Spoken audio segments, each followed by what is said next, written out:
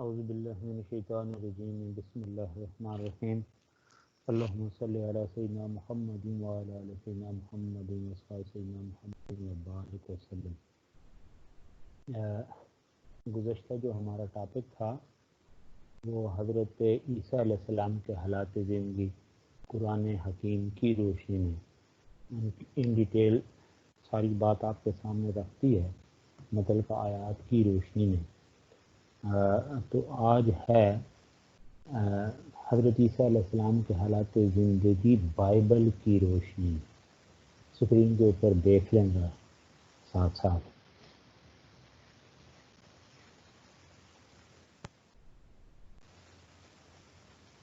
Bible اور عیسائی روایات کے مطابق ولادت عیسیٰ علیہ السلام، یہ انجیل متی، اس کا انجیل متی کا بیان ہے۔ اس انجیل متی کے حوالے سے حضرت عیسیٰ علیہ السلام کی پیدائش کا جو واقعہ ہے وہ اس طرح بیان کیا گیا ہے کہ اب یسوع کی پیدائش اس طرح ہوئی کہ جب اس کی ماں مریم کی منگنی یوسف کے ساتھ ہوئی تو ان کے اکٹھے ہونے سے پہلے وہ روح القدس کی قدرت سے حاملہ پائی گئی۔ پس اس کے شوہر یوسف نے جو راست باز تھا اور اسے بدنام نہیں کرنا چاہتا تھا، اسے چپکے سے چھوڑ دینے کا ارادہ کیا۔ وہ ان باتوں کو سوچ ہی رہا تھا کہ خداوند کے فرشتہ نے اسے خواب دکھائی دے کر کہا، اے یوسف ابن داؤد، اپنی بیوی مریم کو اپنے ہاں لے آنے سے نہ ڈر، کیونکہ جو اس کے پیٹ میں ہے وہ روح القدس کی قدرت سے ہے۔ اس کے بیٹا ہوگا اور تو اس کا نام یسوع رکھنا، کیونکہ وہی اپنے لوگوں کو ان کے گناہوں سے نجات دے گا۔ یہ سب کچھ اسی لیے ہوا جو خداوند نے نبی کی معرفت کیا تھا، پورا ہو کہ دیکھو ایک کنواری حاملہ ہوگی اور بیٹا جنے گی اور اس کا نام امانوئیل رکھیں گے، یعنی خدا ہمارے ساتھ ہے۔ یہ انجیل متی کے حوالے سے بات۔ پھر جب یسوع ہیرودیس بادشاہ کے زمانہ میں یہودیہ کے بیت لحم میں پیدا ہوا تو دیکھو کئی مجوسی پورب سے یہ کہتے ہوئے آئے کہ یہودیوں کا بادشاہ جو پیدا ہوا ہے وہ کہاں ہے، کیونکہ پورب میں اس کا ستارہ دیکھ کر ہم اسے سجدہ کرنے آئے ہیں۔ یہ سن کر بادشاہ اور یروشلم کے سب لوگ گھبرا گئے۔ قوم کے سب سردار کہنوں اور فقیہوں کو جمع کر کے ان سے پوچھا کہ مسیح کی پیدائش کہاں ہونی چاہیے۔ انہوں نے کہا یہودیہ کے بیت لحم میں۔ اس پر ہیرودیس نے مجوسیوں کو بیت لحم روانہ کیا اور یسوع کا پتہ لگا کر اسے خبر دینے کو کہا، لیکن مجوسی بادشاہ کو ملے بغیر دوسری راہ سے اپنے ملک کو روانہ ہو گئے۔ جب وہ روانہ ہو گئے تو خدا کے فرشتے نے یوسف کو خواب میں دکھائی دے کر کہا، اٹھ، بچے اور اس کی ماں کو ساتھ لے کر مصر کو بھاگ جا، اور جب تک میں تجھ سے نہ کہوں وہیں رہنا، کیونکہ ہیرودیس اس بچے کو تلاش کرنے کو ہے تاکہ اسے ہلاک کر دے۔ پس وہ اٹھا، بچے اور ماں کو لے کر مصر روانہ ہو گیا اور ہیرودیس کے مرنے تک وہیں رہا، تاکہ جو خداوند نے نبی کی معرفت کہا تھا وہ پورا ہو کہ مصر میں سے میں نے اپنے بیٹے کو بلایا۔ جب ہیرودیس نے دیکھا کہ مجوسی نے میرے ساتھ ہنسی کی تو نہایت غصے ہوا اور آدمی بھیج کر بیت لحم اور ان کی سرحدوں کے اندر تمام لڑکوں کو ہلاک کروا دیا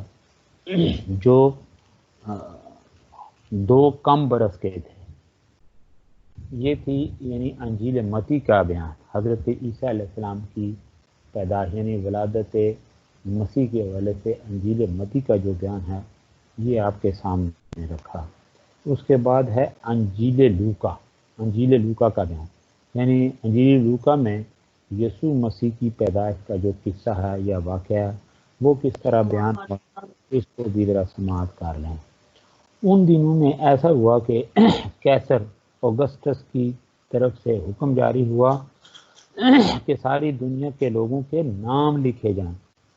یہ پہلی اسم نویسی یہ سوریا کے حاکم کورپنس کے عہد میں ہوئی اور سب لوگ نام لکھوانے کے لیے اپنے اپنے شہر کو گئے۔ پس یوسف بھی گلیل کے شہر ناصرہ سے داؤد کے شہر بیت الحم گیا جو یہودیہ میں ہے، تاکہ اپنی منگیتر مریم کے ساتھ جو حاملہ تھی نام لکھوائے۔ جب وہ وہاں تھے تو ایسا ہوا کہ اس کے وضع حمل کا وقت آ پہنچا اور اس کا پلوٹھا پیدا ہوا،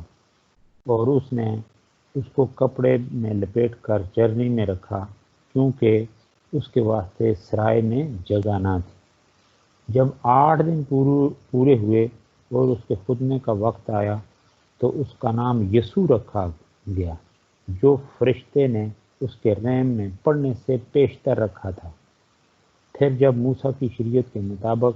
اس کے پاک ہونے کے 40 دن پورے ہو گئے تو وہ اس کو یروشلم میں لائے تاکہ خداوند کے آگے حاضر کریں۔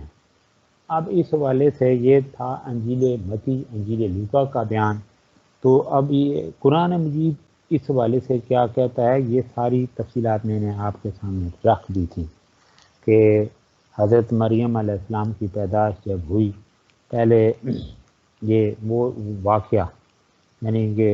قرآن مجید میں جو واقعہ مذکور ہے،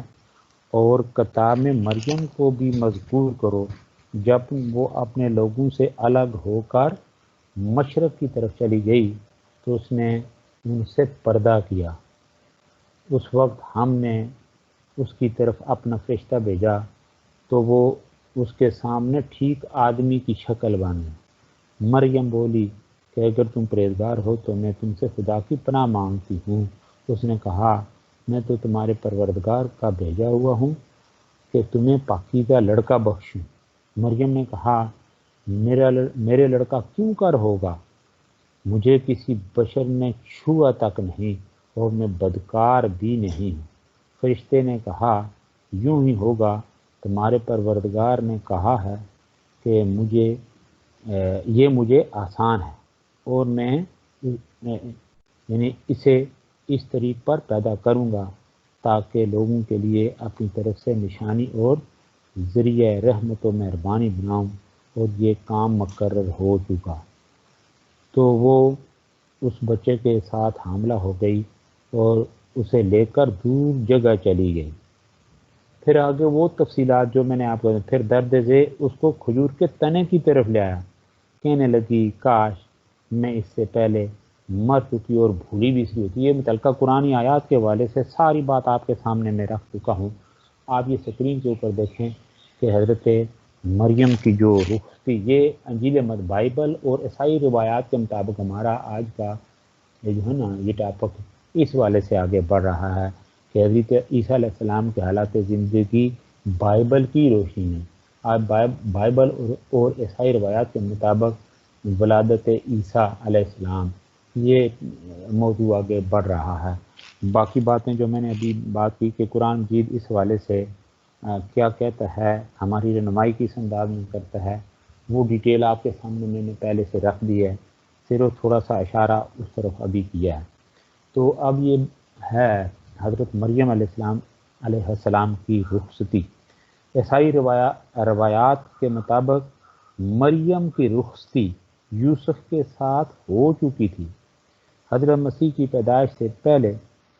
رومی حاکم نے تمام یہودیوں کو یروشلم لے جا کر اپنے نام درج کرانے کی ہدایت کی تاکہ مردم شماری ہو سکے۔ حضرت مریم اور یوسف کو بھی وہاں جانا پڑا۔ راستے میں جب وہ بیت الحم کے قریب پہنچے تو مریم پر آثار ولادت نمایاں ہوئے، چنانچہ وہ ایک علیحدہ اور بے آباد جگہ پر چلی گئیں اور یہیں حضرت عیسیٰ علیہ السلام کی ولادت ہوئی۔ اس سلسلے میں ان کے ہاں یہ روایات بھی ملتی ہیں کہ کچھ لوگ مجوسی جو فارس کے علاقے میں رہنے والے تھے وہ اس جگہ پہنچے اور کہا کہ ہم نے ایک ستارہ دیکھا۔ یہ دیکھیں نا، ابھی پہلے انجیل لوکا کے حوالے سے، متی کے حوالے سے یہ گویا کہ یہ باتیں بیان کی جا چکی ہیں۔ تو مجوسی جو تھے، یعنی مجوسی جو فارس کے علاقے کے رہنے والے تھے، وہ اس جگہ پہنچے اور کہا کہ ہم نے ایک ستارہ آسمان پر طلوع ہوتے دیکھا ہے جو لا محالہ اس بچے کا ہے جو یہودیوں کا بادشاہ ہوگا۔ جب انہوں نے مسیح کو دیکھا تو اس کی تصدیق دی۔ حکمرانوں نے جب مسیح کی ولادت اور معجزاتی کیفیات کے بارے میں سنا تو ہیراڈ نے یہودی بچوں کو قتل کا حکم دیا۔ اس حکم کو سننے کے بعد یوسف مریم اور بچے کو لے کر مصر کے علاقے کی طرف چلے گئے۔ انہوں نے 5-6 ماہ کا عرصہ وہیں گزارا، یہاں تک کہ موجودہ حاکم مر گیا اور اس کی وفات کے بعد ناصرہ آ کر مقیم ہو گئے۔ اب حضرت عیسیٰ علیہ السلام کی تعلیم و تربیت، چونکہ یعنی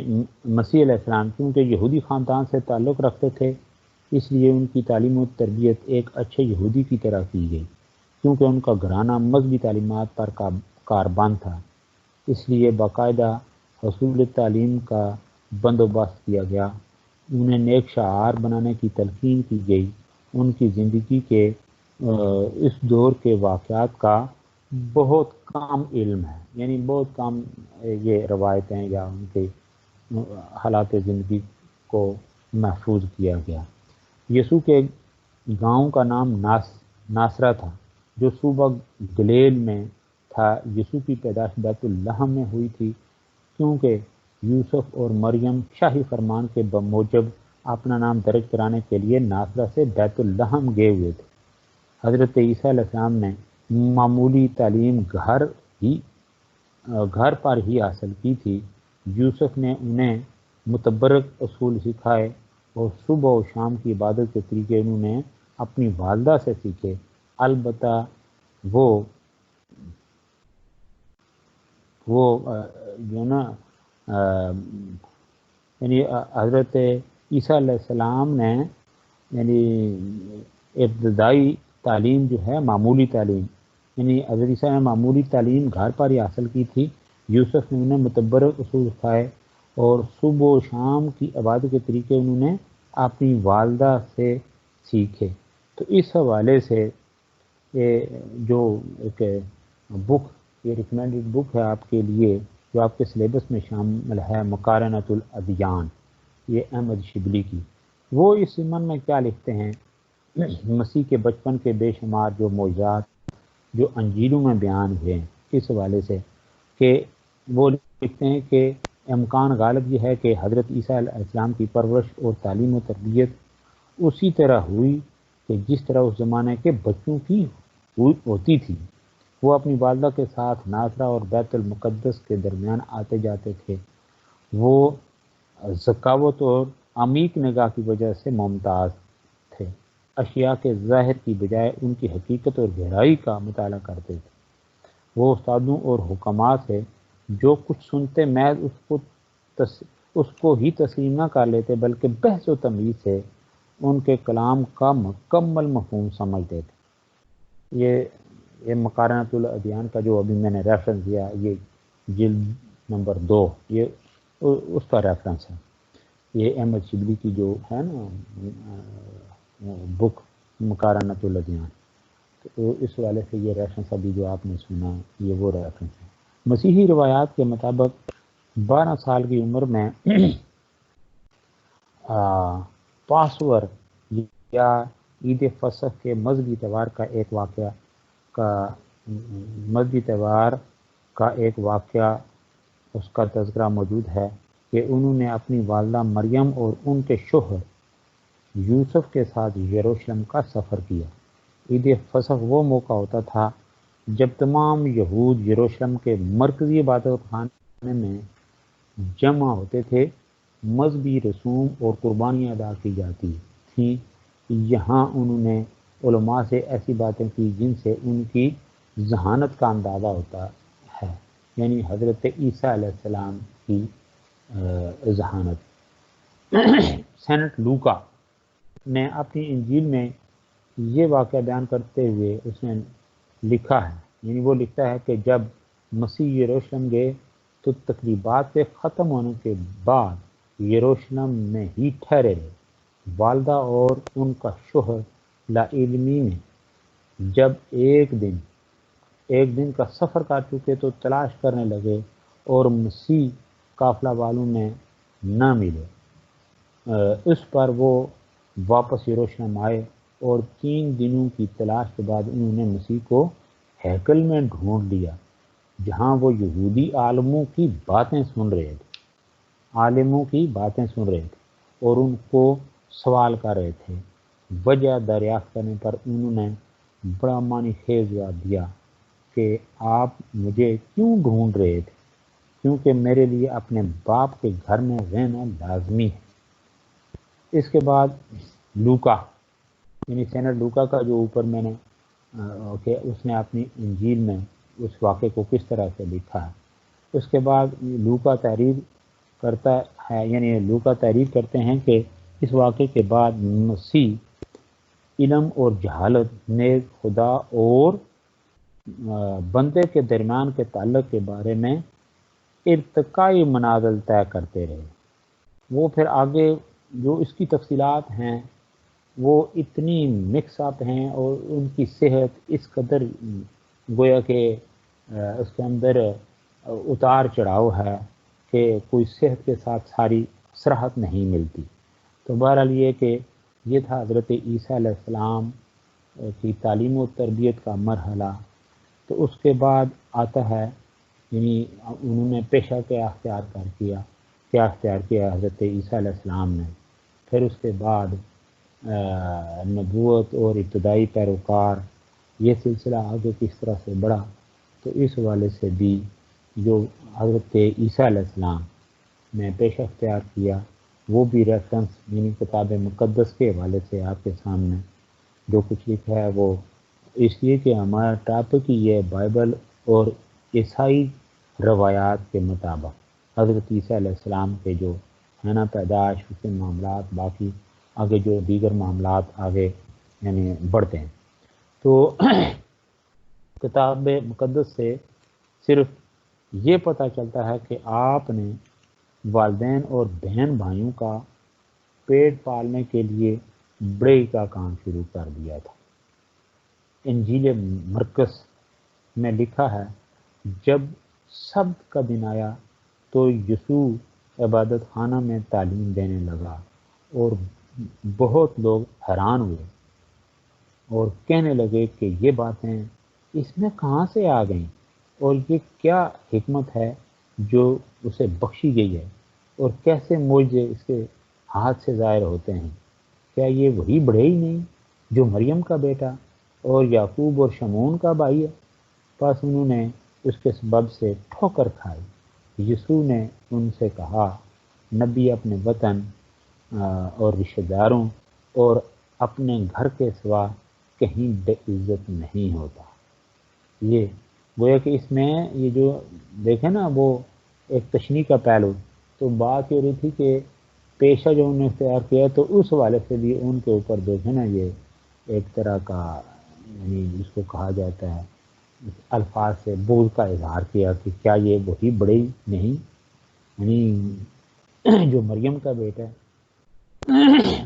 تو اس کے بعد نبوت اور ابتدائی پیرو 30 سال کی عمر میں یعنی روایات کے مطابق آپ یعنی حضرت عیسیٰ علیہ السلام ناصرہ سے بیت عبارہ کے علاقے کی طرف گئے جو یروشلم سے 80 میل کے فاصلے پر تھا۔ حضرت یشع اس دوران ایک نیک انسان کی حیثیت سے بہت شہرت حاصل کر چکے تھے۔ جب یہ یحییٰ کے پاس پہنچے تو انہوں نے حضرت عیسیٰ علیہ السلام کو بپتسمہ دیا اور فرمایا کہ میں تو پانی سے جسمانی تزکیہ کرتا ہوں، تو ان کی روح کو تزکیہ دے گا۔ یہ بیعت یا خلافت حاصل کرنے کے بعد مسیح جنگل کی طرف چلے گئے اور بحیرہ مردار کے نزدیک جو بنجر اور سنسان علاقہ ہے وہاں گھومتے رہے، چلہ کشی اور ریاضت کی، جو بعد میں عیسائیت کا شعار بن گئی۔ یعنی یہ کہ چلہ کشی اور ریاضت کو پھر بعد میں عیسائی روایت آگے اس حد تک بڑھی کہ اسی کو حضرت عیسیٰ علیہ السلام کی اسی چلہ کشی اور ریاضت کو بنیاد بنا کر پھر رہبانیت کی بنیاد پر، جس کے بارے میں قرآن مجید کی سورہ الحدید میں اس کا تذکرہ ہے، اور آپ کا ایک پورا آگے ایک ٹاپک آ رہا ہے رہبانیت، یعنی اسلام میں کیا رہبانیت جائز ہے، پھر عیسائیت میں رہبانیت کو کیا مقام، اور پھر اس حوالے سے اس کے جو اتار چڑھاؤ ہے، پھر اس کے جو بھیانک نتائج سامنے آئے وہ کی صورت میں یہ ایک الگ ٹاپک ہے، اس پر ہم جب وہاں پہنچیں گے اس ٹاپک کے اوپر ساری ان ڈیٹیل بات ہوگی۔ تو اب یہ ہے کہ حضرت عیسیٰ علیہ السلام کی یعنی چلہ کشی اور ریاضت جو تھی اسی کو یعنی آگے پھر عیسائی روایت میں اس حد تک آگے بڑھایا کہ جو بعد میں عیسائیت کا یہ شعار بن گئی، ٹھیک ہے۔ تو عیسائی روایت کے مطابق انہوں نے یعنی حضرت عیسیٰ علیہ السلام نے 40 دن رات خواہشات نفس کے خلاف مجاہدہ کیا، جب کہ ان کی روایات میں یہ الفاظ بھی استعمال کیے جاتے ہیں کہ وہ بدی کے ساتھ 40 دن تک زور آزمائی کرتے رہے۔ حضرت عیسیٰ اس 40 روزہ چلہ کشی کے بعد بیت عبارہ واپس آئے اور تبلیغ کا سلسلہ شروع کیا۔ سب سے پہلے 2 آدمی جو ان کے ساتھ ہو گئے وہ سائمن پیٹر اور اینڈریو نامی 2 بھائی تھے جو پرہیزگار یہودیوں کی طرح زندگی گزار رہے تھے۔ یہ ابتدائی نبوت اور ابتدائی پیروکار حضرت مسیح علیہ السلام کے زمانے میں لوگ انہیں ایک پرہیزگار اور بزرگ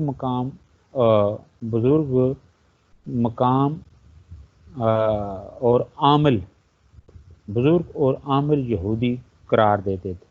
یہ دونوں پہلے حضرت یحییٰ کے پیروکار بھی بن چکے تھے۔ کون؟ یہ سائمن پیٹر اور اینڈریو۔ ان کے ساتھ آپ اپنے علاقہ ناصرہ کی طرف چلے گئے، اس کے قریب کانا نامی گاؤں تھا، کانا۔ تو ان کے ساتھیوں کی تعداد 5 ہو چکی تھی۔ یہاں انہوں نے پہلا معجزہ دکھایا۔ گاؤں میں بارات اتری ہوئی تھی، لوگ زیادہ تھے اور شراب کم تھی۔ ان کی پریشانی کو دیکھتے ہوئے آپ نے برتن پر ہاتھ مارا اور وہ تمام مہمانوں کے لیے کافی نکلی۔ اس واقعے کے بعد لوگوں نے اس کو بابرکت انسان کی حیثیت سے تسلیم کر لیا۔ اس دعوت پر ان کی والدہ مریم بھی شامل تھیں۔ یہاں سے آگے روانہ ہوئے اور بحیرہ تبریاس کے شمالی علاقے کپرنہوم یا کفرنہوم پہنچے۔ یہ شہر ان کی تبلیغی سرگرمیوں کا مرکز بنا۔ اس کے بعد ہے جی یروشلم میں دوبارہ آمد۔ کچھ دن قیام کر کے آپ دوبارہ یروشلم کی طرف روانہ ہوئے۔ اپنے پیروکاروں کے ساتھ جب وہاں پہنچے تو ان کی تبلیغی زندگی کا ایک اہم واقعہ ظہور پذیر ہوا۔ مذہبی عبادت کے لیے ہیکل خانے اور ہیکل سلیمانی جب عید فصح کا سالانہ میلہ لگتا تو قربانیاں بھی دی جاتی۔ جن جانوروں کی قربانیاں ہوتی تھیں ان کو فروخت بھی اسی جگہ کیا جاتا تھا۔ گویا ہیکل کے کمروں میں ایک یعنی مارکیٹ کا گمان گزرتا تھا۔ ہیکل کے پادری اعظم اور دوسرے پادریوں کو جو نذرانہ دیا جاتا تھا وہ ایک خاص کرنسی کی صورت میں دیا جاتا تھا اور رومی حکومت کے سکے کو ہیکل کے اندر تسلیم نہیں کیا جاتا تھا، مگر انہوں نے ایک خاص مذہبی کرنسی بنائی ہوئی تھی۔ سکوں کا تبادلہ ہوتا تھا اور تبادلے کا کاروبار یہودی پادری بھی کرتے تھے۔ اس تبادلہ میں بدعنوانی اور زیادتی کا پہلو بھی موجود تھا۔ مذہبی عبادت خانے میں یہ ہے نا، یہ سکرین کے اوپر دیکھ لیں، ہیکل کی بے حرمتی پر حضرت مسیح کا رد عمل، یہ اوپر جو اس کی یروشلم دوبارہ جب حضرت عیسیٰ علیہ السلام آئے، پھر یہ کچھ صورتحال جو میں بیان کر چکا ہوں یہ دیکھا، پھر ہیکل کی بے حرمتی کے اوپر حضرت عیسیٰ علیہ السلام کا جو رد عمل تھا وہ کس نوعیت کا تھا کہ مذہبی عبادت خانے میں مارکیٹ کے شور، جانوروں کی دھکم پہل اور سکوں کے تبادلے کے کاروبار کو جب مسیح نے دیکھا تو وہ یہودی پادریوں کی اس دنیا داری پر بہت برہم ہوئے۔ اس طرز عمل کو برا خیال کیا، ایک ڈنڈا لے کر تمام جانوروں کو مار بھگایا۔ مذہبی بے حسی اور اخلاقی انحطاط پر ان علماء کو سخت برا کہا۔ اس واقعے سے اس امر کی اصلاحات ہوتی ہے کہ دینی شعار کی تذلیل کی بھی ایک حد ہوتی ہے۔ مسیح جنہوں نے صرف اخلاقی تعلیمات پر ہی زور دیا، وہ بھی دین کی اور مرکزی عبادت خانے کی حد سے زیادہ بڑی ہوئی تذلیل کو برداشت نہ کر سکے اور عملی طور پر اس کی اصلاح کی کوشش کی۔ ابھی وہ یروشلم ہی تھے، یعنی وہیں تھے کہ حضرت یحییٰ کی شہادت کی انہیں اطلاع ملی۔ مشن چونکہ ایک ہی تھا، اس لیے آپ نے یروشلم میں اپنی موجودگی کو محفوظ خیال نہ کیا اور دوبارہ کفرنہوم، یا یہ میں نے بتایا تھا کفرنہوم یا کفرنہوم کے علاقے میں پہنچے۔ اس جگہ تک پہنچے کہ انہوں نے یہاں پہ اس دوران کئی معجزات دکھائے۔ پھر یعنی اسی دوران آپ بحیرہ تبریاس کے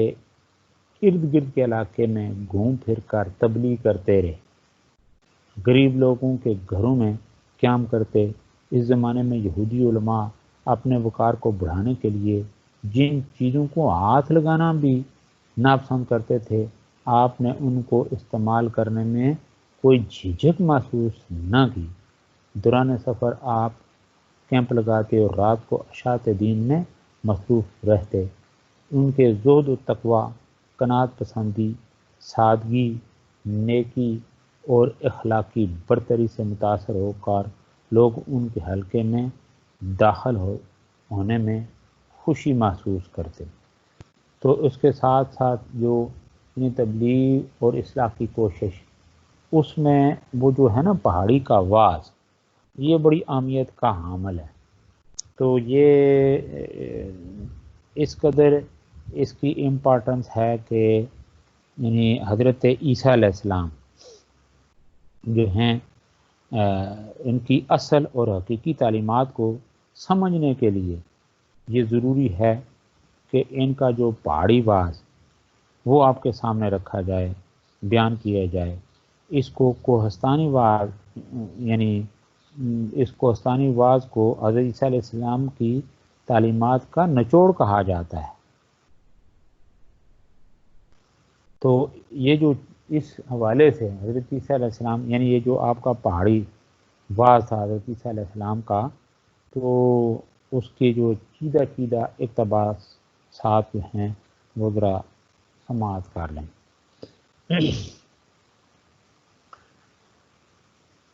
یہ حضرت عیسیٰ علیہ السلام کے والد سے لکھا ہے کہ وہ اس بھیڑ کو دیکھ کر پہاڑ پر چڑھ گیا، حضرت عیسیٰ علیہ السلام، اور جب بیٹھ گیا تو اس کے شاگرد کے پاس آئے۔ وہ اپنی زبان کھول کر ان کو یوں تعلیم دینے لگا، کس طرح؟ مبارک ہیں وہ جو دل کے غریب ہیں، مبارک ہیں وہ جو دل کے غریب ہیں، کیونکہ آسمان کی بادشاہی انہی کو ملے گی۔ مبارک ہیں وہ جو غمگین ہیں، کیونکہ وہ تسلی پائیں۔ مبارک ہیں وہ جو حلیم ہیں، کیونکہ وہ زمین کے وارث ہوں گے۔ مبارک ہیں وہ جو راست بازی کے بھوکے اور پیاسے ہیں، کیونکہ وہ آسودہ ہوں گے۔ مبارک ہیں وہ جو رحم دل ہیں، کیونکہ ان پر رحم کیا جائے گا۔ مبارک ہیں وہ جو پاک دل ہیں، کیونکہ وہ خدا کو دیکھیں گے۔ مبارک ہیں وہ جو صلح کراتے ہیں، کیونکہ وہ خدا کے بیٹے کہلائیں گے۔ مبارک ہیں وہ جو راست بازی کے سبب سے ستائے گئے، کیونکہ آسمان کی بادشاہی انہی کی ہے۔ جب میرے سبب سے لوگ تم کو لعن طعن کریں گے اور ستائیں گے اور ہر طرح کی بری باتیں تمہاری نسبت نہ کہیں گے، تو تم مبارک ہوگے، خوشی کرنا، نہایت شادمان ہونا، کیونکہ آسمان پر تمہارا اجر بڑا ہے، اس لیے کہ لوگوں نے ان نبیوں کو بھی جو تم سے پہلے تھے اسی طرح ستایا تھا۔ پھر ہے جی کہ تم زمین کے نمک ہو، تم زمین کے نمک ہو، لیکن اگر نمک کا مزہ جاتا رہے تو وہ کس چیز سے نمکین کیا جائے گا؟ پھر وہ کسی کام کا نہ ہوا سوائے اس کے کہ باہر پھینکا جائے اور آدمی کے پاؤں کے نیچے روندا جائے۔ تم دنیا کے نور ہو۔ جو شہر پہاڑ پر بسا ہے وہ چھپ نہیں سکتا، اور چراغ جلا کر پیمانہ کے نیچے نہیں بلکہ چراغ دان پر رکھتے ہیں، تو اس سے گھر کے سب لوگوں کو روشنی پہنچتی ہے۔ اسی طرح تمہاری روشنی آدمی کے سامنے چمکے، تاکہ تمہارے نیک کاموں کو دیکھ کر تمہارے باپ کی جو آسمان پر ہے تمجید کریں۔ پھر یہ کہ یہ نہ سمجھو کہ میں تورات یا نبیوں کی کتابوں کو منسوخ کرنے آیا ہوں۔ میں منسوخ کرنے نہیں بلکہ پورا کرنے آیا ہوں، کیونکہ میں تم سے سچ کہتا ہوں کہ جب تک آسمان اور زمین ٹل نہ جائیں، ایک نقطہ یا ایک شوشہ توریت سے ہرگز نہ ٹلے گا جب تک پورا نہ ہو جائے۔ پس جو کوئی ان چھوٹے چھوٹے حکموں میں سے بھی کسی کو توڑے گا اور یہی آدمی کو سکھائے گا، وہ آسمان کی بادشاہی میں سب سے جھوٹا کہلائے گا، لیکن جو ان پر عمل کرے گا وہ آسمان کی بادشاہی میں بڑا کہلائے گا۔ کیونکہ میں تم سے کہتا ہوں کہ اگر تمہاری راست بازی فقیہوں اور فریسیوں کی راست بازی سے زیادہ نہ ہوگی تو تم آسمان کی بادشاہی میں ہرگز داخل نہ ہوگے۔ پھر فرمایا تم سن چکے ہو کہ اگلوں سے کہا گیا تھا کہ خون نہ کرنا، اور جو کوئی خون کرے گا وہ عدالت کی سزا کے لائق ہوگا۔ لیکن میں تم سے کہتا ہوں جو کوئی اپنے بھائی پر غصے ہوگا وہ عدالت کی سزا کے لائق ہو، اور جو کوئی اپنے بھائی کو پاگل کہے گا وہ آتش جہنم کا سزاوار ہوگا۔ پس اگر تو قربان گاہ پر اپنی نظر گزارتا ہو اور وہاں تجھے یاد آئے کہ میرے بھائی کو مجھ سے کچھ شکایت ہے، تو وہیں قربان گاہ کے آگے اپنی نظر چھوڑ دے اور جا کر پہلے اپنے بھائی سے ملاپ کر، تب آ کر اپنی نظر گزار۔ جب تک تو اپنے مدعی کے ساتھ راہ میں ہے اس سے جلد صلح کر لے، کہیں ایسا نہ ہو کہ مدعی تجھے منصف کے حوالے کر دے اور منصف تجھے سپاہی کے حوالے کر دے اور تو قید خانے میں ڈالا جائے۔ میں تجھ سے سچ کہتا ہوں کہ جب تک تو کوڑی کوڑی ادا نہ کرے گا وہاں سے ہرگز نہ چھوٹے گا۔ یہ کیسی باتیں ہیں، ذرا دیکھ لیں پھر ساری باتیں جو یہ معاشرتی تعلیمات ہیں یہ کس میں آگے پھر یہ لمبی تفصیلات ہے، چلیں تھوڑی اور ان کو سن لیں۔ ان کے اندر بھی دیکھیں نا کتنا بڑا دست پوشیدہ ہے، اور انبیاء علیہ السلام کا یہی طریقہ ہے لوگوں کی اصلاح کا۔ اور یہ اصلاح جو ہے نا انبیاء علیہ السلام کے حوالے سے، خاص طور پہ نبی پاک صلی اللہ علیہ وسلم کے حوالے سے ہم پڑھ چکے ہیں کہ وہ ما ینطق عن الہوا ان هو الا وحی یوحی، اللہ کی طرف سے حکم ہوتا ہے، آگے نبی لوگوں تک بات پہنچاتا ہے وہ۔ تو پھر حضرت عیسیٰ علیہ السلام یہ پہاڑی کے بعد کے یمن میں کہ تم سن چکے ہو کہ کہا گیا زنا نہ کرنا، بدکاری نہ کرنا، لیکن میں تم سے یہ کہتا ہوں کہ جس نے بری خواہش سے کسی عورت پر نگاہ ڈالی وہ اپنے دل میں اس کے ساتھ بدکاری کر چکا، بس اگر تیری دانی آنکھ تجھے ٹھوکر کھلائے تو اسے نکال کر اپنے پاس سے پھینک دے۔ دیکھا، کیونکہ دیکھیں نا اسلام میں جو غض بصر کا ہے تلقین کی گئی، وہ دیکھیں نا یعنی ایک طرفہ ٹریفک والی بات نہیں ہے، ایک طرف اگر پردے کی بات ہے، دوسری طرف کیا ہے غض بصر، یہ ساری باتیں آ رہی ہیں، یہ صرف دیکھیں نا ہر شریعت کے اندر۔ تو بہرحال یہ کہ اس طرف ذرا اس کو کر لیں، اس کے سن لیں کہ اگر تیری دانی آنکھ تجھے ٹھوکر کھلائے تو اسے نکال کر اپنے پاس سے پھینک دے، کیونکہ تیرے لیے یہی بہتر ہے کہ تیرے اعضاء میں سے ایک جاتا رہے اور تیرا سارا بدن جہنم میں نہ ڈالا جائے، اور اگر تیرا دانا ہاتھ تجھے ٹھوکر کھلائے تو اس کو کاٹ کر اپنے پاس سے پھینک دے، کیونکہ تیرے لیے یہی بہتر ہے کہ تیرے اعضاء میں سے ایک جاتا رہے اور تیرا سارا بدن جہنم میں نہ جائے۔ یہ بھی کہا گیا تھا کہ جو کوئی اپنی بیوی کو چھوڑ دے اور طلاق نامہ لکھ دے، لیکن میں تم سے کہتا ہوں کہ جو کوئی اپنی بیوی کو حرام کاری کے سوا کسی اور سبب سے چھوڑ دے وہ اس سے یعنی بدکاری کراتا ہے، اور جو کوئی اس چھوڑی ہوئی یعنی اس متعلقہ سے بیاہ کرے وہ بدکاری کرتا ہے۔ اور پھر نیکسٹ یہ ہے، یہ دیکھیں یہ ابھی جو کچھ آپ نے دیکھا نا اس میں کیا کیا یعنی دیکھیں نا، پھر اللہ تعالیٰ معاف فرمائے کیسی تعلیمات ہیں، کیسی تعلیمات ہیں۔ اور اس حوالے سے دیکھا جائے کہ ہم کس طرح کے اللہ کے نبی نے فرمایا کہ المسلم من سلم المسلمون من لسانی ویدیہ، کہ تیرے اعضاء یعنی کہ تیرا ہاتھ تجھے ٹھوکر کھلائے تو اس کو کاٹ کر پھینک دے۔ تو ہم پھر ہاتھوں سے، زبان سے، باقی کس طرح سے کیا کچھ کر جاتے ہیں، حد سے بڑھ جاتے ہیں۔ اگر اللہ کی طرف سے یہ حکم ہے یا اہل الکتاب لا تغلوا فی دینکم، غلو نہ کرو، تو ہم دیکھیں معاشی معاملات میں مذہبی معاملات میں ہم کس قدر غلو کر جاتے ہیں، ذرا اپنا محاسبہ بھی ہمیں کرنا چاہیے، غلو حد سے کس قدر بڑھ جاتے ہیں۔ اور میں اکثر یہ کلاس میں بھی آپ سے بات کیا کرتا ہوں کہ ہمارے جذبات اس قدر یعنی حیوانوں سے بھی بڑھ کے ہیں کہ اگر خدا نہ خواستہ کوئی اونچ نیچ ہو جائے یہ اسٹوڈنٹس کے اندر یا ایون جس سوسائٹی اور معاشرے کے اندر ہم رہ بس رہے ہیں، کوئی ایک تھپڑ کوئی کسی کو رسید کر دے تو تھپڑ کا جواب ہم کس سے دیتے ہیں؟ گولی سے۔ یہ ہے غلو، معاشرتی غلو، معاملات میں غلو، حد سے بالکل گزر جاتے ہیں۔ تو پھر فرق کیا ہو گیا؟ ان کو تو ڈانٹ ہے، ٹھیک ہے، اپنی شریعت کے مطابق اسلام بھی اس حوالے سے وہ ہائی لائٹ کرتا ہے کہ لا تغلو فی دینکم، دین کے معاملے میں ہم کیا کرتے ہیں، اور ساتھ ساتھ ہمارا معاشرتی اور معاشی غلو کیا ہے، معاشی غلو وہاں پہ ہم کیا کس ایمانداری کا مظاہرہ کرتے ہیں یہ سب جان، کس قدر ہمارا یہ جو موجودہ کرائسز ہیں،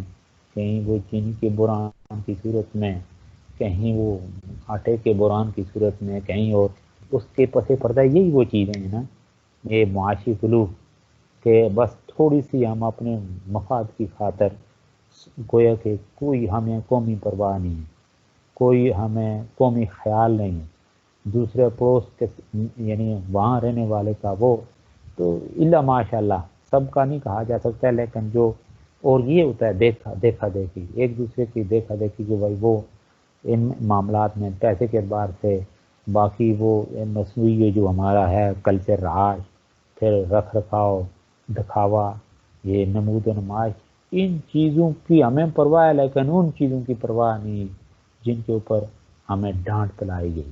کہ اس طرف تمہارا جھکاؤ نہ ہو، خدا خوفی ہو۔ پھر یہ کہ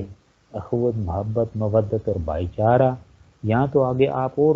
حضرت عیسیٰ علیہ السلام اگر تیرے کو ایک گال کے اوپر تھپڑ مارے تو دوسرا نہیں دیکھے نہیں ساتھ ہے۔ یہ نہیں ہے کہ بس دوسرے کو ظلم، بلکہ یہ ہے کہ آپ اخلاقی لحاظ سے اس کو اس قدر بچھاڑ کے رکھ دیں کہ آئندہ پھر اس کو جو ہے نا اپنے کیے کے اوپر نادم، شرمندہ ہو، بلکہ پگھلنا پڑے جس طرح لوہا پگھلتا ہے یا وہ موم پگھلتا ہے، ٹھیک ہے نا۔ تو یہ ہے جی کہ اگر تیرا کوئی دانہ آج تجھے ٹھوکر کھلائے تو اس کو کاٹ کر پھینک دے، کیونکہ تیرے لیے بہتر ہے کہ تیرے اعضاء میں سے ایک جاتا ہے اور تیرا سارا بدن جہنم میں نہ جائے۔ پھر آگے یہ ہے کہ یہ کام بھی ہمارا ہے، جھوٹی قسمیں کھانا، میں ابھی بات کر چکا ہوں۔ پھر تم سن چکے کہ اگلوں سے کہا گیا تھا کہ جھوٹی، یہ ساری ڈیٹیل مجھے آپ کے سامنے رکھنے کی ضرورت نہیں، لیکن یہ اس لیے رکھ رہا ہوں کہ دیکھیں اسلام اس حوالے سے کتنی واضح اور عالمگیر تعلیمات ہیں۔ یہ صرف نہ صرف اسلام بلکہ دیکھنا سب کا انبیاء علیہ السلام یہ اصلاح کرنے کی کوشش تو انہوں نے کی ہے۔ تو کیا ہم یعنی اسلامی تعلیمات، سب کا انبیاء کی تعلیمات خاص طور پر کیا اس طرف ہماری توجہ ہے؟ تو کیا کہتے ہیں آگے حضرت عیسیٰ علیہ السلام، پھر تم سن چکے ہو کہ اگلوں سے کہا گیا تھا کہ جھوٹی قسم نہ کھانا بلکہ اپنی قسمیں خداوند کے لیے پوری کرنا، لیکن میں تم سے کہتا ہوں کہ بالکل قسم نہ کھانا، نہ تو آسمان کی کیونکہ وہ خدا کا تخت ہے، نہ زمین کی کیونکہ وہ اس کے پاؤں کی چوکی ہے، نہ یروشلم کی کیونکہ وہ بزرگ بادشاہ کا شہر ہے، نہ اپنے سر کی قسم کھانا کیونکہ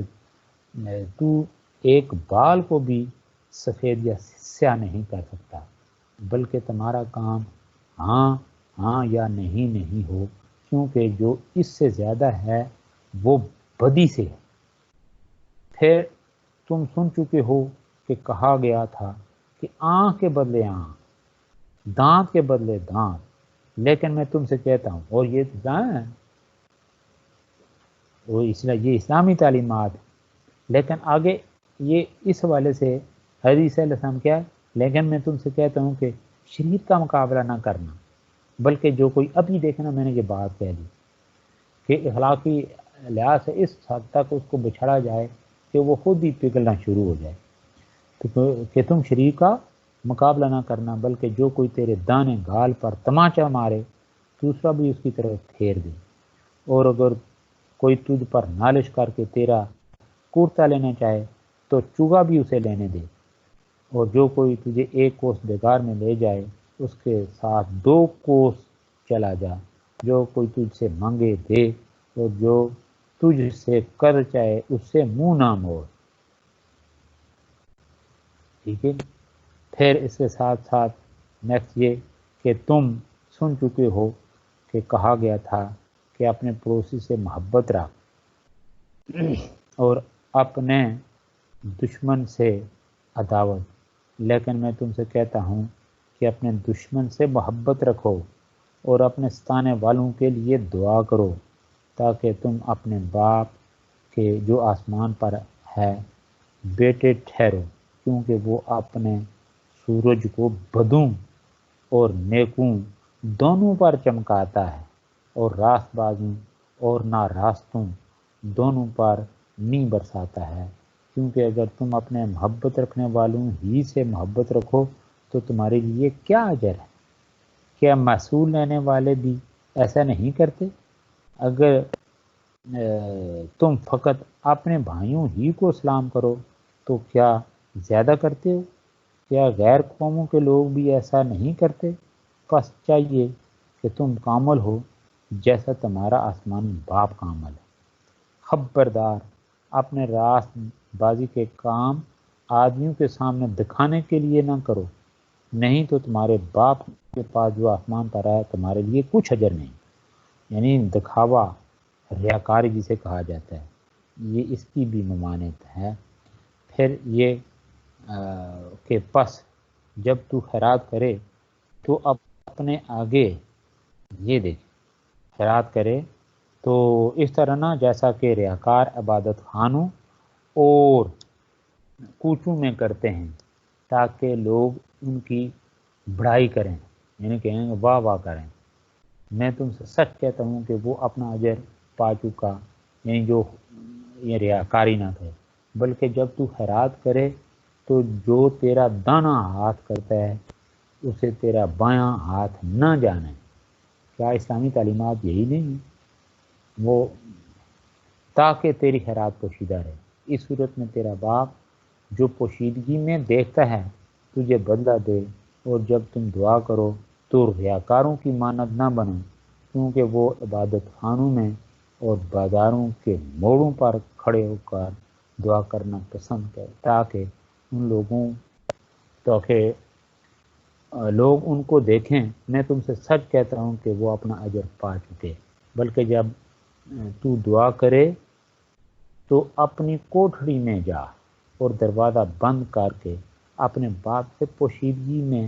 یہ ہوتا ہے نا جس کو ہے وہ نوافل میں کھڑے ہونا، باقی وہ جو ہے نبی پاک صلی اللہ علیہ وسلم کی سیرت طیبہ کہ آپ کا نبی اللہ تعالیٰ کی بارگاہ میں گر جانا، اللہ سے دعا مانگنا، وہی ہے لقد کان لکم پھر تو گویا کہ اسی حوالے سے کہ بھئی اگر آپ اللہ کی بارگاہ میں گویا کہ اپنا استغاثہ پیش کریں، آپ دعا کے لیے جو ہے نا وہ ہاتھ اٹھائیں تو اس میں ریاکاری کا عنصر نہ ہو۔ تو اس حوالے سے الذین ہم یراؤون، ٹھیک ہے نا، یہ سورہ مبارکہ اس میں جو جس طرح سے کا اسلامی تعلیمات ہیں، تو اس کے ساتھ ساتھ پھر یہ کہ ہے نا یہ روزہ رکھیں، کوئی بھی گویا کہ نیکی کا کام کرو اس میں ریاکاری نہ کریں، اور آگے فرماتے ہیں کہ اور جب تم روزہ رکھو تو ریاکاروں کی طرح اپنی صورت اداس نہ بناؤ، کیونکہ وہ اپنا منہ بگاڑتے ہیں، کون؟ ریاکار، تاکہ لوگ ان کو روزہ دار جانیں۔ میں تم سے سچ کہتا ہوں کہ وہ اپنا اجر پا چکے، یعنی جو ریاکاری نہیں دے، بلکہ جب تو روزہ رکھے تو اپنے سر میں تیل ڈال اور منہ دھو، تاکہ آدمی نہیں بلکہ تیرا باپ جو پوشیدگی میں تجھے روزہ دار جانے، اس صورت میں تیرا باپ جو پوشیدگی میں دیکھتا ہے بدلہ دے۔ پھر اس کے ساتھ اگلی ایک عام بات ہم پڑھ چکے ہیں، والذین یکنزون الذھب والفضة ولا ينفقونها فی سبیل اللہ فبشر۔ تو اس والے سے وہ تعلیمات کیا ہیں عیسیٰ علیہ السلام پہاڑی کے وعظ کے ضمن میں جو کچھ آپ اس حوالے سے فرماتے ہیں، یہ کہ اپنے واسطے زمین میں مال جمع نہ کرو جہاں کیڑا اور زنگ خراب کرتا ہے نا، کہ مجھے کس بات کی وہ اوصانی بالصلاۃ والزکوٰۃ، حضرت عیسیٰ السلام یہ کل بات کر چکا ہوں آپ کے ساتھ اس حوالے کی تفصیلات، تو گویا کہ زکوٰۃ وہاں، تو آج یہاں پہ آپ دیکھیں پھر کہ اپنے واسطے زمین میں مال جمع نہ کرو جہاں کیڑا اور زنگ خراب کرتا ہے اور جہاں چور نقب لگاتے ہیں، بلکہ اپنے لیے آسمان پر مال جمع کرو جہاں نہ کیڑا خراب کرتا ہے نہ زنگ، اور نہ وہاں چور نقب لگاتے ہیں اور چراتے ہیں، کیونکہ جہاں تیرا مال ہے وہیں تیرا دل بھی لگا رہے گا۔ بدن کا چراغ آنکھ، پس اگر تیری آنکھ درست ہو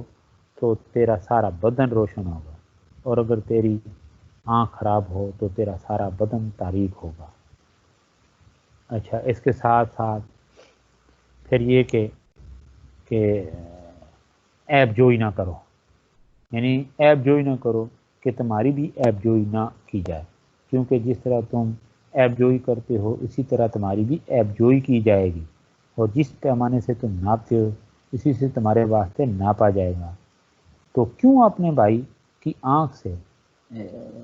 آنکھ کے تنکے کو دیکھتا ہے اور اپنی آنکھ کے شہتیر پر غور نہیں کرتا؟ تو کیوں اپنے بھائی کی آنکھ کے تنکے کو دیکھتا ہے؟ ذرا غور کریں، اور اپنی آنکھ کے شہتیر پر غور نہیں کرتا۔ اور جب تیری ہی آنکھ میں شہتیر ہے تو اپنے بھائی سے کیوں کر کہہ سکتا ہے کہ لا تیری آنکھ سے تنکا نکال دوں؟ اے ریاکار، پہلے اپنی آنکھ سے تو شہتیر نکال، پھر اپنے بھائی کی آنکھ میں سے تنکے کو اچھی طرح دیکھ کر نکال سکے گا۔ یعنی اس کی چھوٹی سی بات تو تمہیں بہت بڑی نظر آ رہی ہے نا کہ بھائی اس کے اندر، حالانکہ وہ آنکھ کے اندر وہ ایک تنکا ہے، اور آپ کی آنکھ کے اندر اس کے مقابلے جو تیر ہے وہ تمہیں وہ تکلیف نہیں پہنچاتا شیطان۔ تو گویا آپ نے بڑی سے بڑی کوئی برائی بندہ کار بیٹھے تو اس کی پرواہ نہیں کہ تو دوسرے کی چھوٹی سی کوئی اگر خدا نہ خواستہ خامی ہو تو اس کو بڑھا چڑھا کے دیکھے نا۔ تو پھر یہ کہ فرماتے ہیں کہ پاک چیز کتوں کو نہ دو اور اپنے موتی سوروں کے آگے نہ ڈالو، ایسا نہ ہو کہ وہ ان کو پاؤں تلے روندیں اور پلٹ کر تمہیں پھاڑیں۔ پھر فرماتے ہیں کہ مانگو تو تم کو دیا جائے گا، ڈھونڈو تو تم پاؤ گے، دروازہ کھٹکھٹاؤ تو تمہارے واسطے کھولا جائے گا، کیونکہ جو کوئی مانگتا ہے اسے ملتا ہے، اور جو ڈھونڈتا ہے وہ پاتا ہے، اور جو کھٹکھٹاتا ہے اس کے واسطے دروازہ کھولا جائے گا۔ تم میں ایسا کون سا آدمی ہے کہ اگر اس کا بیٹا اس سے روٹی مانگے تو وہ اسے پتھر دے، یا اگر مچھلی مانگے تو اسے سانپ دے؟ بس جب کہ تم بڑے ہو کر اپنے بچوں کو اچھی چیزیں دینا جانتے ہو تو تمہارا باپ جو آسمان پر ہے اپنے مانگنے والوں کو اچھی چیزیں کیوں نہ دے گا؟ بس جو کچھ تم چاہتے ہو کہ لوگ تمہارے ساتھ کریں وہی تم بھی ان کے ساتھ کرو، کیونکہ تورات اور نبیوں کی تعلیم یہی ہے۔ یہ دیکھیں نا۔ اچھا، نیکسٹ یہ کہ تنگ دروازہ سے داخل ہو کیونکہ وہ دروازہ چوڑا ہے اور وہ راستہ کشادہ ہے جو ہلاکت کو پہنچاتا ہے۔ دیکھا نا، یعنی یہ ساری وہ حکیمانہ اور حکمت بری تعلیمات ہیں، یہ جو پہاڑی کا وعد ہے، گویا کہ اس انداز میں حضرت عیسیٰ علیہ السلام نے لوگوں کو سمجھایا، اور یہی وہ پہاڑی کا وعد ہے جو آپ دیکھیں کہ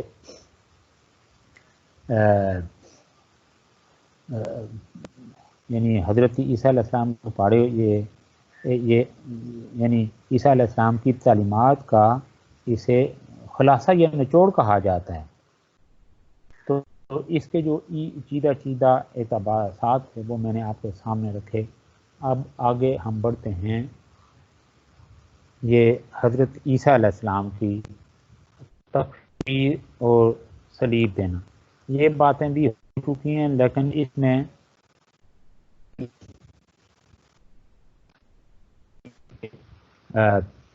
یہ جو ہے نا بائبل، یہ جو عیسائی روایت اس حوالے سے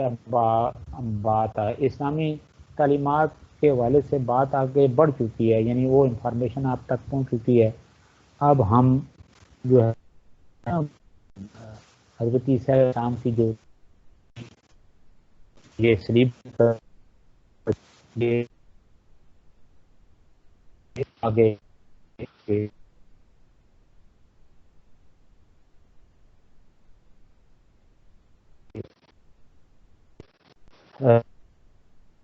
ہفتے کے روز، یعنی ہفتے کے دوران ایک روز یہودی بہت سے یہودی عالم پاس جمع ہوئے، آپ کو مختلف سوال کیجیے۔ حضرت عیسیٰ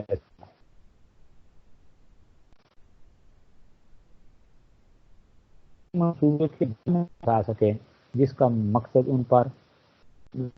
الزام لگانا، تو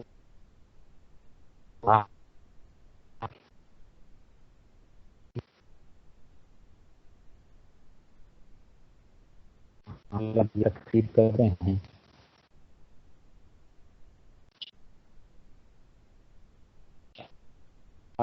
وہ کی ذات کو خود اپنے لیے خطرہ سمجھتے، جس کے سارا یہ کچھ یہ تانے بانے بنائے کہ تھا کہ اسلام پر تکفیر کا الزام لگانا تھا۔ رومی حکومت کے خلاف کوئی بات کہلوا کر، رومی حکومت کے خلاف بات کہلوا کر ان پر بغاوت کا جرم عائد کروانا تھا۔ ان کی کوشش تھی کہ کفر کا فتویٰ لگا کر انہیں بدنام کیا جائے، کیونکہ اس صورت میں یہودی علماء کو یہ اختیار دے رکھا تھا کہ شریعت موسیٰ کے مطابق فیصلے کر سکیں، لیکن فیصلوں کا عملی نفاذ رومی عہدیدار کرتے تھے۔ یہودیوں کی ایک جوری ہوتی تھی جو 30 کے قریب علماء پر مشتمل تھی۔ یہودی جب ان کے پاس آئے تو رومی حکومت کو ادا کیے جانے والے ٹیکس کے بارے میں دریافت کیا۔ اس کے علاوہ مختلف پہلوؤں سے ان پر تنقید کر کے ایک چارج شیٹ بنائی اور فتویٰ انہوں نے یہ تمام کارروائی بہت عجلت میں کی۔ روایات کے مطابق اس دوران مسیح علیہ السلام زیتون کے ایک باغ میں چلے گئے اور یہیں سے رومی حکومت کے کارندے ان کو پکڑ کر لے گئے۔ اگلے روز جیوری کے سامنے پیش کر دیا اور جب سزائے موت کا فیصلہ ہوا تو اس فیصلہ کی اطلاع رومی حکام کو دے دی۔ فیصلہ کرنے میں یہودیوں نے خود بھی جلد بازی کی اور حاکم کو بھی فیصلہ کے نفاذ میں جلدی کرنے پر مجبور کر دیا، کیونکہ یہ جمعہ کا دن تھا۔ اناجیل کے مطابق مسیح کو صلیب دے دی گئی۔ عیسائی اس دن کو گڈ فرائیڈے کے نام سے یاد کرتے ہیں۔ اس طرح عیسائیوں کے خیال کے مطابق مسیح ساری انسانیت کے لیے کفارہ ادا کر گئے۔ ان کی یہ عقیدہ کفارہ، اس کو پھر ہم ان ڈیٹیل الگ پڑھیں گے، یہ پورا ایک ہمارا ٹاپک ہے، یہ عقیدہ کفارہ، یہ عقیدہ تثلیث، اقانیم ثلاثہ، اسی طرح عقیدہ کفارہ، باقی دیگر جو عقائد ہیں ان کی ڈیٹیل الگ ہے۔ یہاں پہ پھر یہ بات آگے بڑھاؤں تو پھر یہ جو ٹاپک کا تقاضا یہاں پہ نہیں ہے۔ تو اس طرح بات ہو رہی تھی کہ عیسائیوں کے خیال میں کے مطابق مسیح ساری انسانیت کے لیے کفارہ ادا کر گئے، یعنی صلیب کے اوپر جان دے۔ ان کی روایات کے مطابق آپ تیسرے دن زندہ ہوئے۔ اس دن کو ایسٹر کہا جاتا ہے، یعنی حضرت یا ثانی۔ تیسرے دن سے لے کر 40 دنوں تک وہ اپنے خاص شاگردوں سے ملتے رہے، اور 40ویں دن بہت سے لوگوں کے ایک گروہ نے دیکھا کہ وہ ان کے سامنے آسمانوں کی طرف چلے گئے اور دوبارہ آنے کا وعدہ کر گئے۔ گویا عیسائی ماخذوں کے مطابق روایت یہی بنتی ہے کہ آپ یروشلم میں گرفتار ہوئے، مقدمہ یہودیوں کی مجلس اعلیٰ میں چلا گیا، سزائے موت کا فیصلہ جاری کیا گیا، جس کی تنفیذ کی ذمہ داری رومی حکام کے سپرد کی گئی، اگرچہ وہ متذبذب تھا، لیکن یہودیوں نے اسے مجبور کیا کہ وہ انتہائی اجرت میں اس فیصلہ کو عملی شکل دے، کیونکہ جمعہ کی شام سے یوم سبت کا آغاز ہو جاتا ہے اور اس کے بعد عید فصح کی تقریبات کا آغاز بھی ہوتا تھا، جس کے نتیجے میں یہ تمام کارروائی تقریبات کے اختتام تک ملتوی کرنا پڑتی۔ یہ تاخیر جلد باز یہودیوں کو قطعاً منظور نہ تھی، چنانچہ ان کی کوششوں کے نتیجے میں عیسائی روایات کے مطابق حضرت عیسیٰ علیہ السلام صلیب دیے گئے۔ یہودیوں کے نزدیک صلیب پانا اچھی موت کی نشانی نہ تھی، بلکہ ملعون موت کی علامت تھی۔ معاذ اللہ، یہ ان بدبختوں کے نزدیک ہے۔ ہمارے نزدیک یا اسلام ہماری جو قرآن کی رہنمائی کرتا ہے وہ ہے وما قتلوہ وما صلبوہ۔ یہ اس کی تفصیلات میں آپ کے سامنے بیان کر چکا ہوں کل کے ٹاپک میں۔ تو اس کے برعکس اس لیے کہ وہ مسیح کے بارے میں یعنی وہ یہودی اچھی رائے نہیں رہتے، جبکہ ان کے برعکس عیسائیوں نے یہ کہا کہ ان کا صلیب پانا بے مقصد نہ تھا، وہ بنی نوع انسان کے گناہوں کا کفارہ ادا کر گئے اور انسانیت کو سزا کے عذاب سے بچانے کے لیے خود قربان ہو گئے۔ عیسائی حضرت عیسیٰ علیہ السلام کو مسیح موعود بھی خیال کرتے ہیں۔ کفارے کے اس عقیدے کو گویا کہ ایک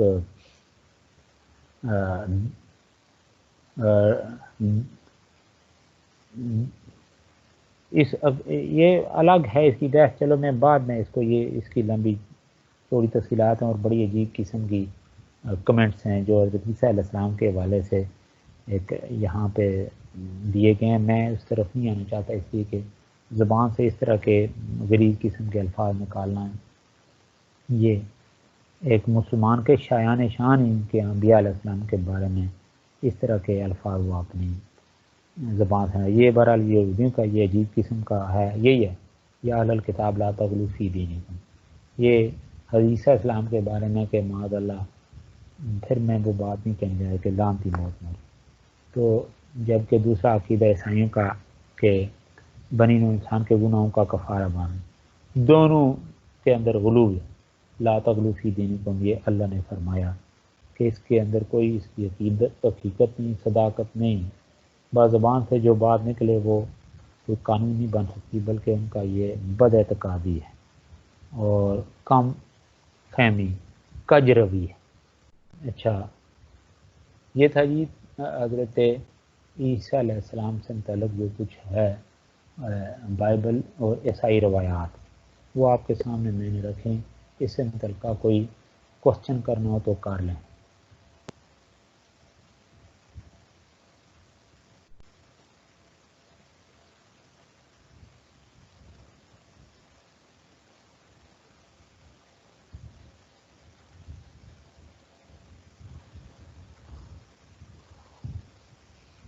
اب ہمارا نیکسٹ ٹاپک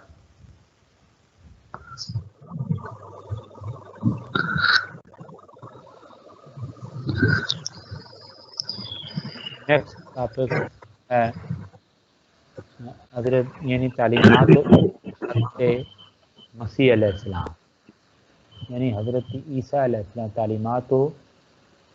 اصلاحات حضرت مسیح علیہ السلام۔ تو اس حوالے سے ہم آگے بڑھتے ہیں، ذرا اس کے مقاصد وغیرہ یہ بھی نوٹ کر لیں آپ۔ سر یہ کرنا پڑے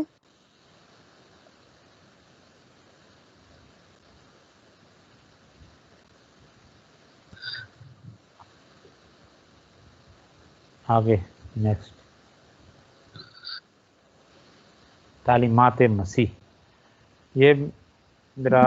تعلیمات مسیح اور عیسائیت یہ دو متضاد چیزیں ہیں، ذرا اس کے اوپر آپ فوکس رکھیں،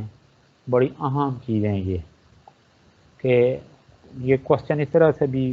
یعنی پوچھا جا سکتا ہے کہ تعلیمات مسیح اور عیسائیت میں کیا تضاد پایا جاتا ہے یا کیا تصادم پایا جاتا ہے،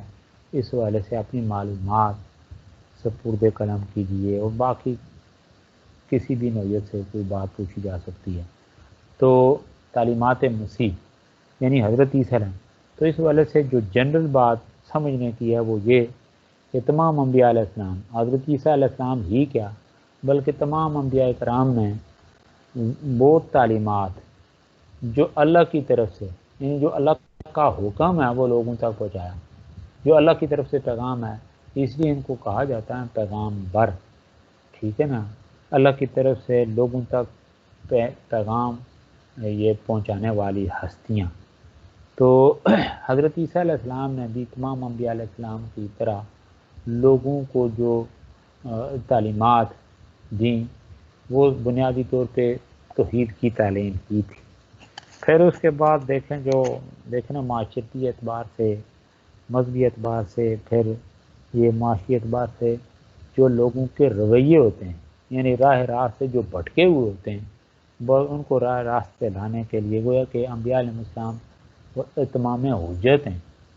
ٹھیک ہے، لوگوں تک بات پہنچتی ہے، اتمام حجت ہو جاتا ہے۔ تو اس کے بعد پھر دیکھیں جو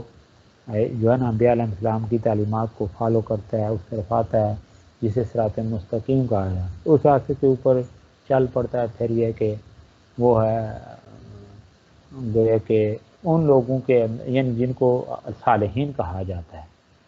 پھر وہ اس راستے کے اوپر چل پڑتے ہیں جو سیدھا راستہ ہے صراط مستقیم۔ باقی جو پھر دیکھیں نا وہ اکڑتے ہیں، پھر یہ کہ اب باطل کے اوپر ڈٹ جاتے ہیں تو پھر اس کا نتیجہ پھر کس صورت میں سامنے آتا ہے؟ یہ پھر انسانیت کی ساری ہسٹری میں کہا کرتا ہوں وَكَمْ أَهْلَكْنَا مِنَ الْقُرُونِ مِنْ بَعْدِ نُوح، یا اس سے پہلے یہ ساری انسانیت کی ہسٹری ہمارے سامنے ہے، اور قرآن مجید میں اس حوالے سے بھرپور طریقے سے ہماری رہنمائی کی ہے۔ تو بات یہ ہو رہی تھی کہ تعلیمات مسیح اور عیسائیت دو متضاد چیزیں ہیں۔ تعلیمات مسیح کیا ہیں؟ یہ اسکرین کے اوپر دیکھیں، میں ان کو ذرا ڈیفائن کرتا جاتا ہوں کہ حضرت مسیح علیہ السلام نے جو ہے نا اللہ تعالیٰ کے بارے میں لوگوں تک جو بات پہنچائی وہ یہ تھی کہ جو ہے نا وہ واحد و یگانہ ہستی ہے، یعنی توحید کی تعلیم دیتے ہوئے اللہ تعالیٰ کے بارے میں حضرت عیسیٰ علیہ السلام فرماتے ہیں کہ وہ واحد اور یگانہ ہستی ہے جس کی عبادت کرنا فرض ہے،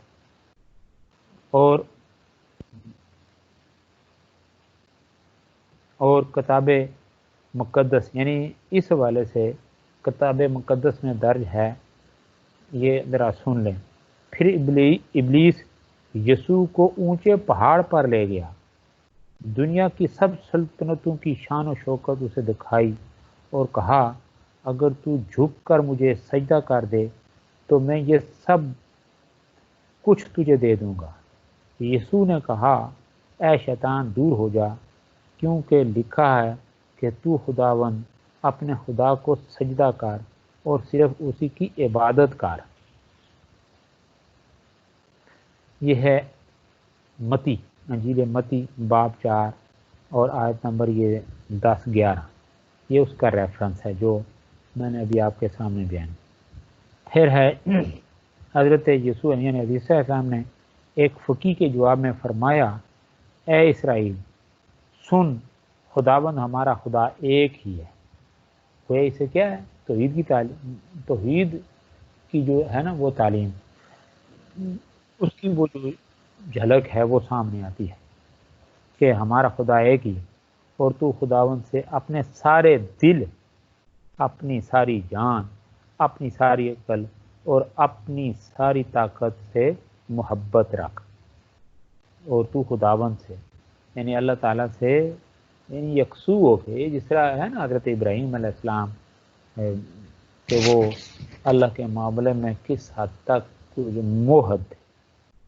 تو اسی طرح انجیل کی جو یہ آیت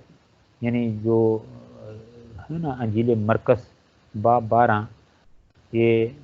28 تا 32 آیت، اس کا جو یہ جو نا خلاصہ میں نے آپ کے سامنے رکھا، تو یہ انجیل کی یہ آیت جو ہے کس بات کو ظاہر کرتی ہے کہ اللہ تعالیٰ کی ذات